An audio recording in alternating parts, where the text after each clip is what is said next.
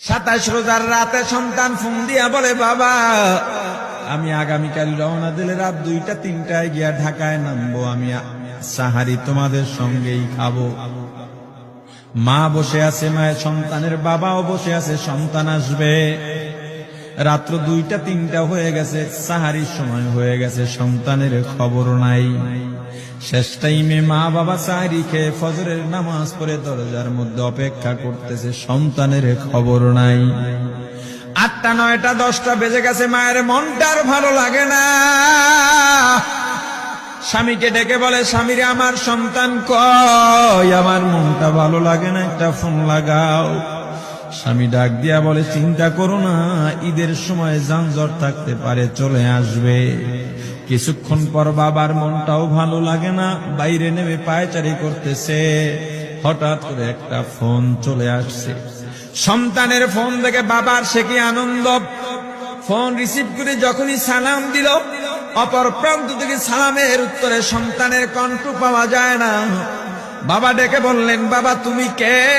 এটা তো আমার সন্তানের কণ্ঠ নয়, তবে মোবাইলটা আমার সন্তানের। ওপার থেকে ডাক দেয়া বলে, আপনি কি এই লোকেই মোবাইলওয়ালার বাবা? বলে, হ্যাঁ। আপনি এখনো বাড়িতে কি করেন? আপনার যেই সন্তান ঢাকা থেকে গাড়ি নিয়া 2500-এর দিকে রওনা দিয়েছিল, ওই গাড়িটা 2500 পৌঁছতে পারে নাই। পথিমধ্যে সংঘর্ষে রাস্তার মধ্যেই অনেকগুলো মানুষ মারা গেছে, অনেক যুবকও তার মধ্যে আছে। রাস্তার পাশে সাদা কাপড় দিয়া ঢাকা। দেখেন আপনার সন্তান এই লাশের মধ্যে আছে কিনা। মোবাইলটা আমি রাস্তার পাশে পড়ে পাইলাম। বাবা পাগলের মতো একটা দৌড় দিছে। মা মনে করছে সন্তান বুঝি কাছাকাছি চলে আসছে। অন্যান্য সন্তানদের ডাক দেয়া বলে, তোরা কে, কোথায়, এদিকে আয়, তোদের ভাই বুঝি কাছাকাছি আসছে। আমার কলিজার টুকরা সন্তান, তোর বাবা যে আগায় আনতে গেছে, তাড়াতাড়ি নতুন চাদর বিছা, বালিশের কভার গুলো খুলে নতুন কভার লাগা।